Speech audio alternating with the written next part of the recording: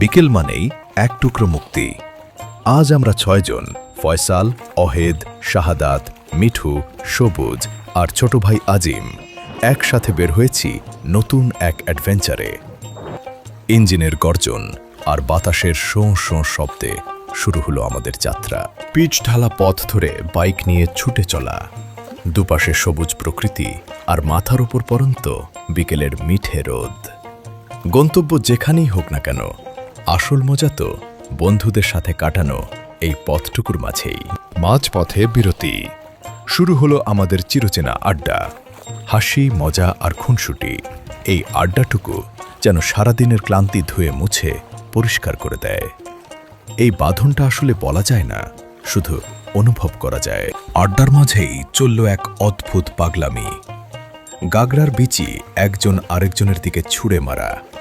ছেলে মানুষই মনে হলেও এই ছোট ছোট আনন্দগুলোই তো আমাদের বন্ধুত্বকে সজীব রাখে। গাগরার বিচির মতো আমাদের সম্পর্কটাও বেশ শক্ত আর মজার। দিন শেষে সূর্যটা পাটে বসলেই ফেরার তাড়া।